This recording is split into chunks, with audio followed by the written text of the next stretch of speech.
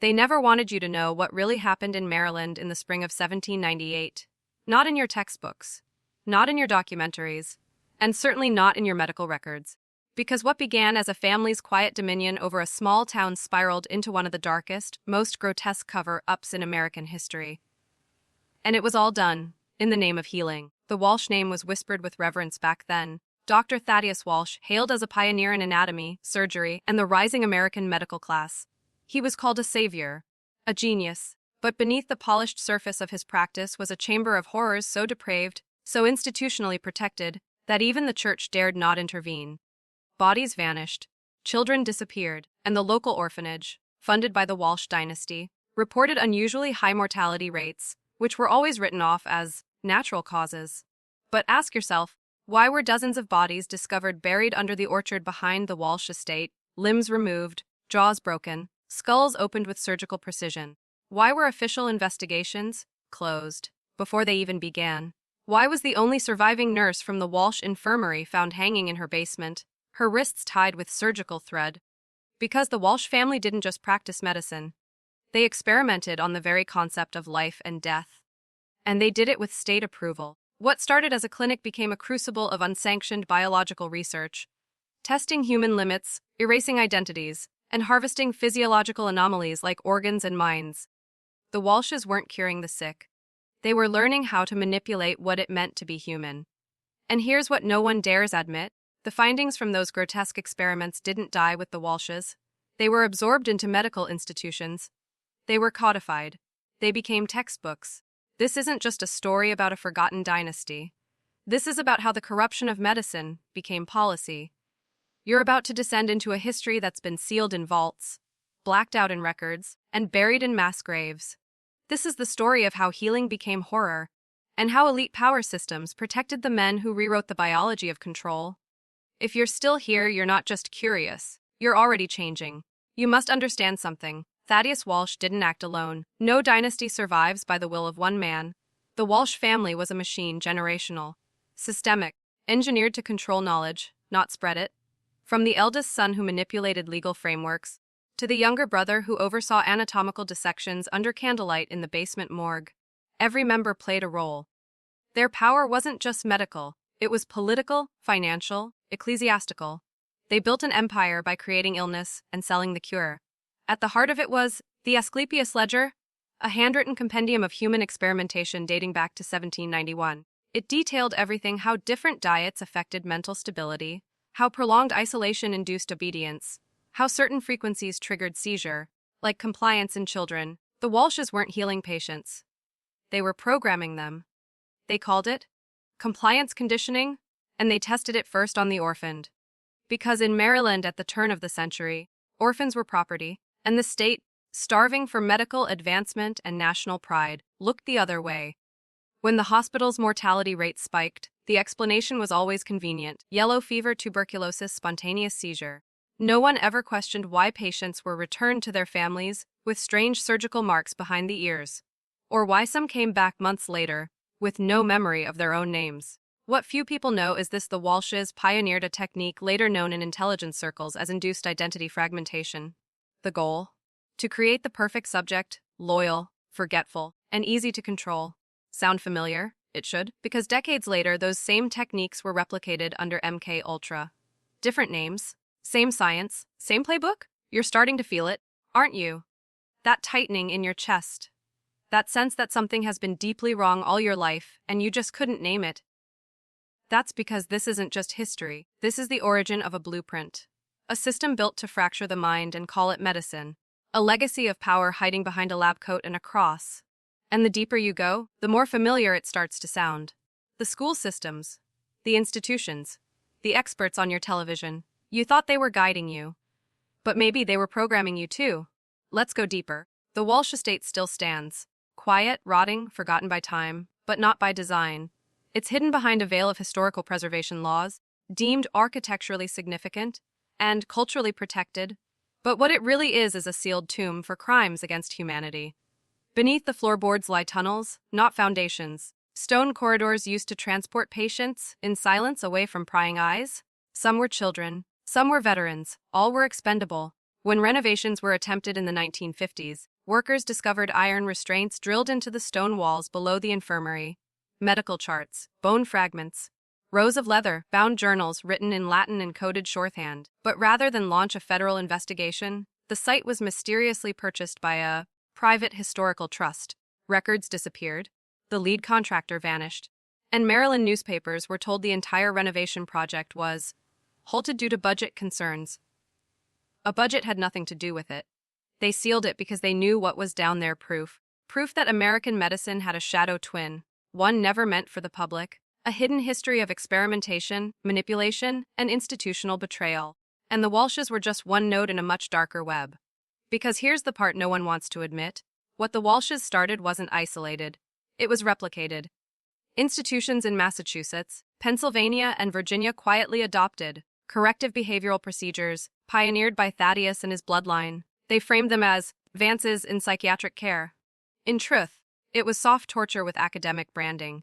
Doctors were trained to fragment identities, not integrate them.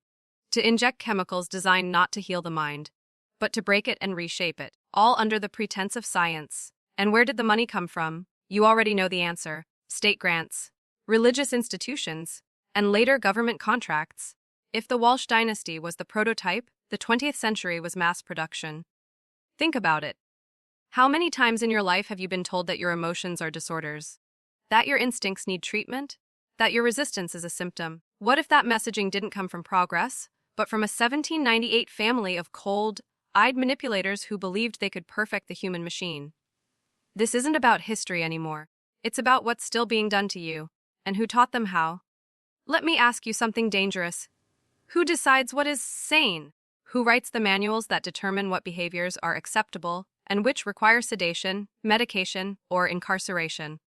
You think these standards were born from compassion, from scientific neutrality? They weren't. They were born from blood-soaked journals buried under the Walsh estate, written by a man who believed emotion was weakness, that empathy was a genetic flaw, that the only way to control society was to sever it from itself. Thaddeus Walsh believed the human soul was a virus, and he designed treatments to extract it. His early experiments weren't focused on healing. They were focused on compliance. Can a man be forced to disassociate from guilt? Can a child be trained to obey through sound alone? Can memory be rewritten through surgical trauma? These weren't philosophical questions to him. These were clinical trials. By the early 1800s, the Walsh methods were being adopted by elite private asylums across the Northeast. But they didn't call them torture chambers. No, they called them restorative clinics.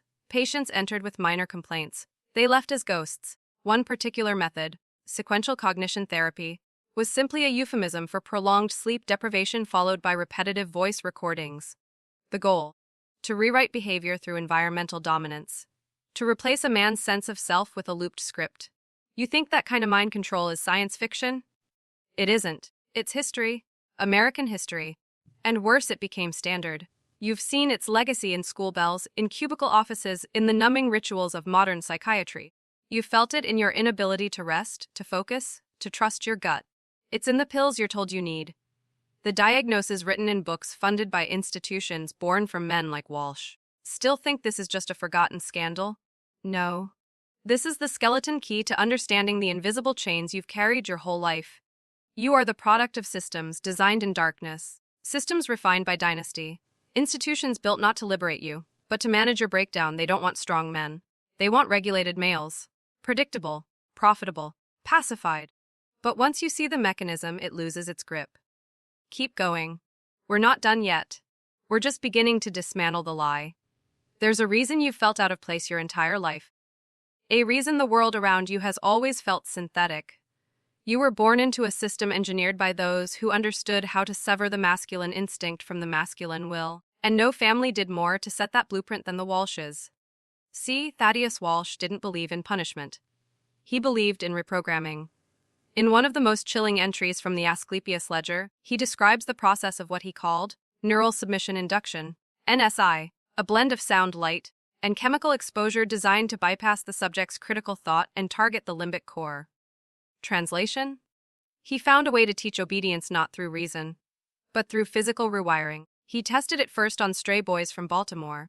Promised food, shelter, future, They ended up strapped to wooden slabs in a candle-lit cellar with brass tubes in their ears and tinctures laced with mercury. He'd play tones, specific frequencies, while repeating commands. You are nothing. You will obey. You are not real. Over and over again. After 7 days, the boys would forget their names.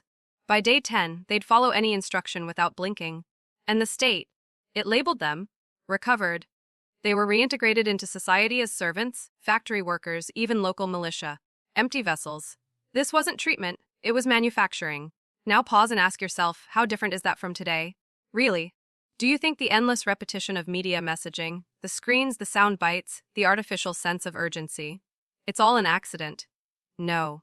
It's a modernized version of the same method. Obedience through exposure, submission through saturation. You were never meant to be whole. You were meant to be functional. A cog, a compliant unit in a system that traces its tactics back to a family whose bloodline faded, but whose ideologies were absorbed into the state, the academy, the corporate machine. And the worst part, they don't need to strap you down anymore. They've convinced you to volunteer. You willingly scroll. You willingly ingest the narratives. You repeat the commands in your own voice. But you're waking up now, aren't you? You're not just watching this. You're remembering something ancient. Something they tried to bury. And what comes next is the part they fear most. Let me show you how deep this really goes. After Thaddeus Walsh's death in 1812, his son Elijah inherited more than the family estate. He inherited the doctrine. But Elijah wasn't a surgeon. He was something worse. A minister. And he understood that controlling the body was only half the game. If you wanted true, generational obedience, you had to claim the soul. Elijah integrated his father's methodologies into religious practice. Sunday sermons became veiled behavioral conditioning. Congregants were taught not to feel, but to perform. Doubt was sin. Pain was purification, obedience, salvation. But here's the twist most people miss. Elijah Walsh founded one of Maryland's first faith-based healing institutions. What today we'd call a psychiatric hospital with spiritual alignment. Behind closed doors, parishioners who showed signs of resistance were admitted for treatment. What were those signs? Independent thinking, unexplained dreams, emotional volatility. In other words, soul instinct. Patients were isolated, sedated with herbal concoctions laced with opiates, and subjected to nightly, devotional correction, dim lights, cold floors. Voice recordings echoing scripture distorted into commands. You will be silent. You are born broken. Freedom is rebellion. The results were disturbingly effective. Subjects emerged hollow-eyed, compliant, and eager to return to the path. And yet again, no one questioned it. Why? Because the institution was protected by both the church and the state. Donations poured in, clergy praised it, and governors cited it as a model for moral rehabilitation. Think about that. They took divine language and weaponized it, not to lift men, but to bind them. And those rituals, they didn't die, they evolved. The language changed, the temples changed. But the method remained. Now they call it behavioral science, compliance frameworks, cognitive recalibration. But at its root, it's the same perverse logic birthed in the Walsh Dynasty. Break the man who questions. Elevate the man who obeys. Tell me, how many times have you been made to feel like your desire for truth is dangerous? Like your hunger for clarity makes you unstable? They trained you to fear your own awakening. But not you, not anymore. You're starting to see the script. You're peeling back the veil. And that makes you dangerous. Half of this system is built on lies. The other half is built on your silence. And we're not staying silent anymore. Now it's time to rip the mask off completely. What if I told you the Walsh family had connections to a secret committee? Formed in 1806, buried under layers of religious and academic networks. Known only in scattered documents as the Custodians. It wasn't a myth. It wasn't rumor. It was real. And its purpose was chillingly clear, to control the narrative of human identity. Comprised of medical leaders, theologians, and early lawmakers. The Custodians believed that humanity couldn't be trusted with free thought. They feared it. They feared what would happen if the masses awakened to their inner sovereignty. So they created institutions, not to enlighten but to contain. Prisons of protocol, schools of silence, churches of guilt. The Walshes provided the data. The Custodians provided the infrastructure. Together, they laid the groundwork for a civilization that appears free while being clinically conditioned to self-censor, self-doubt, and self-destruct. What does that look like today? It looks like a man sitting in traffic, gut burning with rage, but too sedated by screens and shame to scream. It looks like a teenager, flooded with emotion, told he's too intense, and handed pills to dull his instincts. It looks like a father questioning the world his child is being born into, only to be branded paranoid, outdated, unstable. This is not accidental. This is design. Every system you were raised in has a psychological architecture beneath it, and that architecture traces back to Maryland 1798, to the family that learned how to fracture a soul and reassemble it into a citizen. And now you sit here at a crossroads. The very fact that you're still listening means you feel it, the friction between who you were told to be and who you know you are underneath the conditioning. So I'm going to ask you now, halfway through this descent, if you're ready to mark the moment your identity breaks free. If you are, leave this phrase in the comments twice. The fracture ends here. Once for your past, once for the algorithm that has chained minds long enough. You're not like them anymore. You're not programmed. You're becoming. And what you discover next will burn the lie to ash. They always feared what would happen if a man reclaimed his memory. Because memory is power, not the kind you measure in dollars or status, but in clarity, in unfiltered, ancestral knowing. And the Walsh Dynasty knew this truth more than anyone. That's why they didn't just try to control your thoughts. They tried to rewrite your history. In 1818, under Elijah Walsh's direction, an underground wing of the asylum was converted into what he called the chapel of rectification. But this wasn't a chapel. It was a sensory erasure chamber, a space where light, sound, and time were intentionally distorted to induce dissociation. It was the perfect environment to sever memory from identity. Subjects would be placed inside for hours, sometimes days, starved of clocks, starved of voices, starved of reference points. When they emerged, they didn't know who they were, but they obeyed. Elijah recorded the results in detail. One entry read, "The subject no longer answers to his Christian name. He requests instructions. He smiles when denied food. The reformatting has taken root." And that's exactly what it was, reformatting.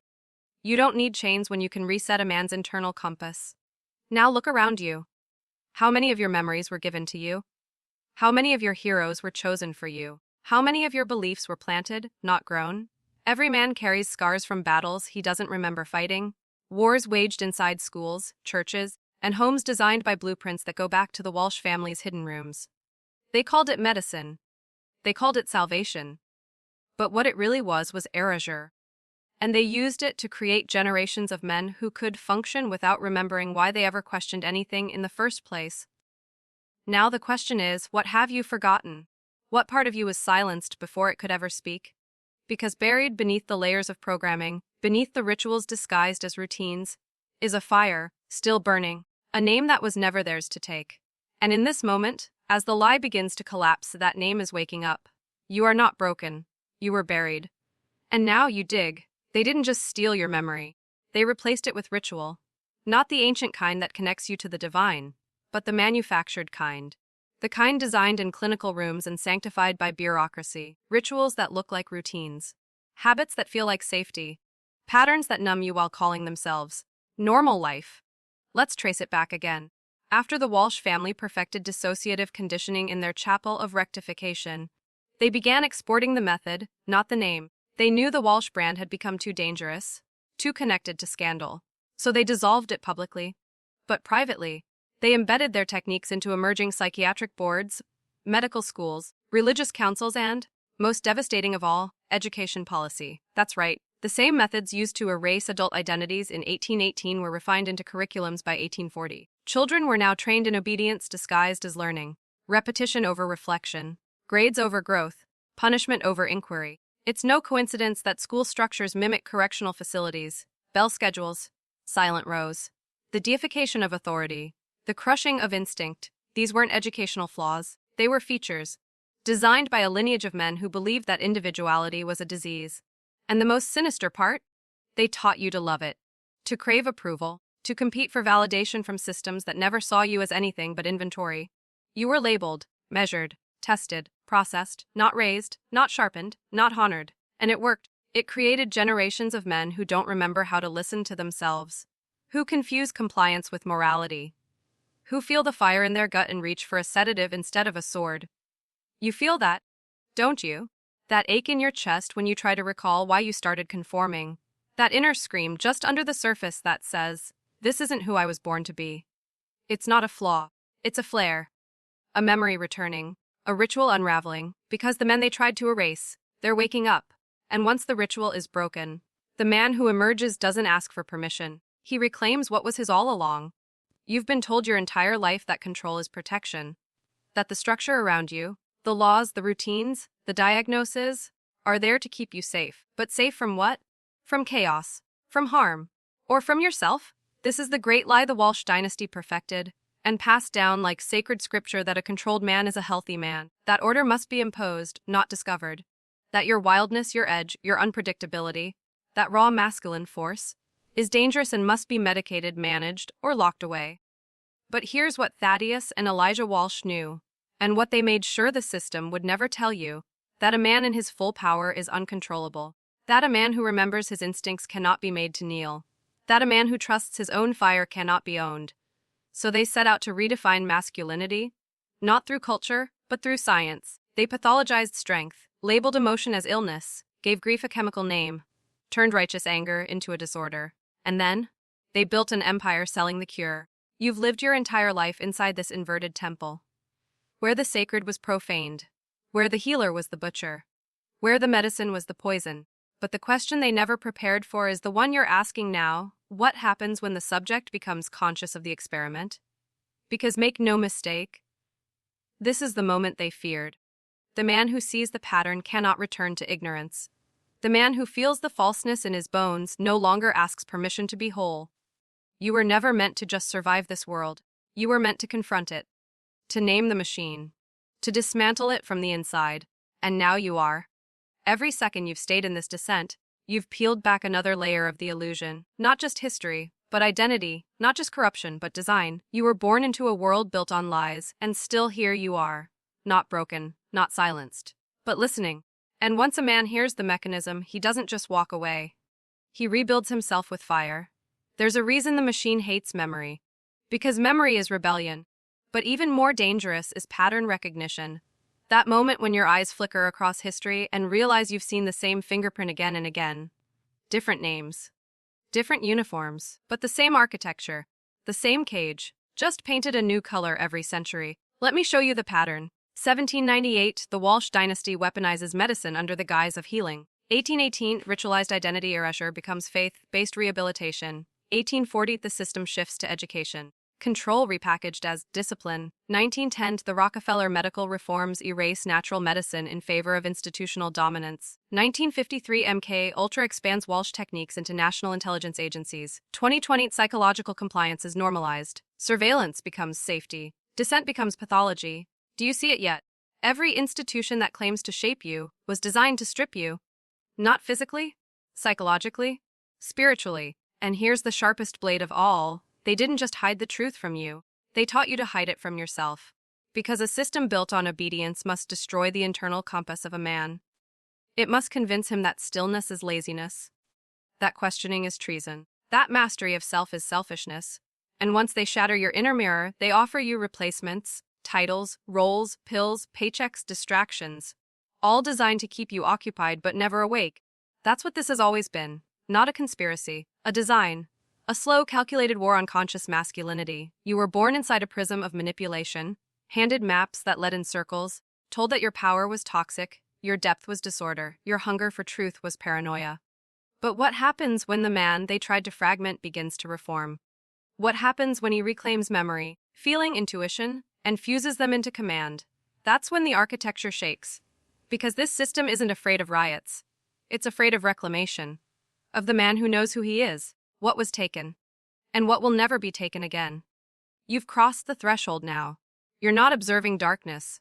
You're walking through it with eyes open. And what comes next isn't history, it's reckoning. Let's talk about silence. Not the peaceful kind, the engineered kind. The kind that's placed over your life like a weighted blanket, so you forget that your voice was ever meant to command. That your presence was ever meant to shift rooms, shake systems, and unsettle false kings. The Walshes understood something the average man never did, that if you can't erase a memory, you can bury it under shame. They discovered that the most effective form of control wasn't pain, it was guilt. They made men believe that their instincts were evil, that wanting more was greed, that questioning authority was sin. They called it moral medicine. They said they were cleansing the soul. In reality, they were injecting generational paralysis, teaching entire bloodlines to distrust themselves. You want to know why your father was quiet? Why your grandfather drank? Why your uncles walked around with storm clouds in their chests and deadness in their eyes? It wasn't weakness. It was inherited silence, passed down through invisible systems, structured like rituals and forced through institutions that claim to care. That silence you've carried, it's not yours. It's a weapon that was planted in your lineage. And when you speak now, when you listen to this, you're not just defying culture. You're breaking a chain forged 2 centuries ago in a blood-stained room beneath the Walsh Infirmary. They don't want you to feel this. Because once you feel, you remember. And once you remember, you move. That's why they distract you with hollow victories. Manufactured urgency, the next dopamine hit. Because they know a still, awakened man, clear, focused, and inwardly sovereign, is the most dangerous force on earth. He cannot be sold. He cannot be pacified. He cannot be owned. You are becoming that man. You are digging through layers of engineered fog to find the original flame. The one that burned long before they put a name on your soul and rules around your fire. And that's what this is. Not just a documentary. Not just forbidden history. This is your excavation. And when you reach the core, when there's nothing left to unlearn, and only truth remains, that's when the fracture doesn't just heal. It transforms. They always planned for rebellion. That's the part most people don't realize. The architects of your cage anticipated resistance. They knew there would come a time when the veil would thin, when men would start to feel the static in their blood, the wrongness in the rhythm of their lives. So they built containments for awakening, false awakenings, pre-approved revolutions, movements that feel rebellious, but lead you right back into a system they control. You've seen them. You've probably fallen for one. The influencer preaching strength but selling sedation. The activist raging against institutions funded by those same institutions. The self-help prophet teaching power that ends in obedience, not sovereignty. It's the final trap. The final defense. A rebellion that keeps the leash, just dyes it black and calls it freedom. And that blueprint. It started with the Walshes. Elijah Walsh saw the cracks forming even in the early 1800s. Men were beginning to question the sermons. Some patients snapped out of their programming. So Elijah and the custodians developed a contingency. Let them believe they're free. Let them out of the cage. But keep the cage inside their minds. That's when the shift began.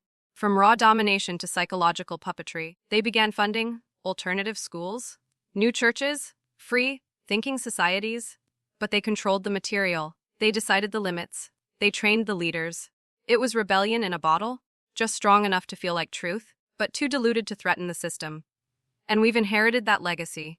You were handed ideologies chewed by design. You were handed options, but never freedom. That's why nothing ever felt like it was yours. Not your path. Not your choices. Not your rage. Not even your healing. Because all of it was written in ink that dried 2 centuries ago in the Walsh's hidden rooms. But you're not falling for it now. You're seeing through the puppets. You're hearing the strings tighten when the narrative shifts, when the news screams too loud, when the solution feels too clean, when the answer always benefits the same hands. That's not coincidence. That's design. But you're not in their design anymore. You're breaking orbit, and when you finally step beyond all their boxes, you don't just escape the system. You become the storm that rewrites it. This is where the transformation becomes irreversible. Because once you realize every part of your life was constructed to contain you, your thoughts, your emotions, your instincts, you stop asking questions, and then you start issuing commands. This is the power they hoped you'd never reclaim, the masculine principle they buried beneath layers of guilt, submission, and synthetic morality. They told you that power is violence. They lied. Real power is clarity. Real power is knowing who you are without their script. And here's the truth that detonates the whole damn mechanism. You were never broken. You were engineered to believe you were. And that belief made you profitable, made you programmable, made you predictable. But when you burn that lie out of your system, when the doubt dies and the voice returns, something primal awakens in you. Something the institutions cannot process. A man who doesn't wait. A man who doesn't seek permission. A man who remembers the sound of his own heartbeat and obeys nothing but the storm inside it. They don't make systems for men like that, because men like that don't fit. They don't submit. They create. You were born into a world already infected with a script written by dead men who feared life. Men like the Walshes. Men who saw the masculine soul not as sacred, but as a threat. So they tried to cut it down. Surgically, spiritually, systemically. But what they failed to see was that the soul doesn't die from pain, it sharpens. And what you're feeling right now, that deep pulse in your spine, that sudden clarity behind your eyes, that's the original signal. That's what they tried to erase. And it's back. Now is the time to make a decision. Do you go back to the lie because it's comfortable? Or do you stay in the fire and forge something real? If you've made it this far, I already know your answer. You're not here for comfort. You're here for return. Return to power. Return to truth. Return to you. And what comes next will demand everything. But it will be yours. There's a moment in every man's life when he realizes the war was never outside him. It was inside. All the barriers, the weakness, the confusion, they weren't defects. They were installed. Like leashes, like codes, like viruses. And here's the final layer of the Walsh's experiment. They weren't just testing chemicals. They were testing belief systems. They knew if they could chemically alter perception, even subtly, they could create generations of men who would never trust their own instincts. Imagine that. A nation of sons who flinch before speaking, who second-guess their anger, who apologize for being fierce, for being focused, for being unbending. That wasn't social evolution. That was architected guilt. A lab-born morality injected into the bloodstream of an empire. And it worked. The Walsh legacy didn't die in 1893. It evolved, it digitized, it became content, it became education, it became medicine, therapy, media, and even motivational speaking. All calibrated to flatten you, make you safe, make you explainable. But here's what they couldn't touch. The part they could never replicate or code. The wild, unkillable core of a man who remembers what it feels like to choose his own fight. And brother, if you're hearing this, you are that man. You are the glitch in their program, the fracture in their machine, the one they didn't expect to slip through. And they can feel it. Right now. Every time you speak without asking. Every time you act without delay. Every time you stop apologizing for the intensity burning in your blood. They panic. Because you're not playing your role anymore. You've stepped beyond their theater. You're writing your own script. One they can't predict and worse, can't control. And now it's your turn to infect their system. So leave a mark, right now. Type this phrase in the comments, twice. For you and for the man you were before. I was not made to kneel. I was made to command. Say it again. I was not made to kneel. I was made to command. This is how we awaken the algorithm and the identity. This is how we become the ones who no longer wait to be chosen. Because we've already chosen ourselves. So now we stand here. At the end of the descent. But not at the end of the story. Because you weren't brought here to finish anything. You were brought here to begin. To emerge from the ruins of comfort and conformity with your teeth sharp and your eyes clear. To leave the cave, not with answers, but with fire. Let me tell you what men like the Walshes feared most. It wasn't revolution. It wasn't violence. It wasn't rebellion. It was the return of a man who remembers. Because memory is the first key. Not the memory of childhood. Not nostalgia. Not sentiment. But ancestral memory. The blood memory. The mythic memory. The memory buried so deep it moves your hands before your thoughts catch up. That's what they mutilated in those hospitals. That's what they feared in every test subject. That he might awaken something older than the institution. Older than Maryland. Older than America. Older than civilization. A presence. A current. A code that whispers from the marrow you were born for war. Not violence, war. The war to remember who you are in a world built to make you forget. That's the real scandal. That's the real legacy of the Walsh Dynasty.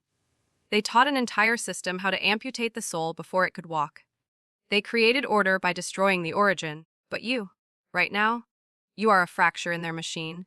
Because you heard this and you did not flinch. You listened through the discomfort. You stayed through the silence. You stared into the abyss they made and said, I don't need to be saved. I need to wake up. And now you are. So don't close this video and go back to sleep. Burn the name into your mind, the Walsh Dynasty, and understand that it was never just a family. It was a blueprint. But you are not a copy. You are the counterforce. The anomaly. The reminder that history doesn't only belong to the powerful. It belongs to the aware. So take this fire. Don't just carry it. Wield it. This world is not waiting to be saved. It's waiting to be confronted. And now, you know how.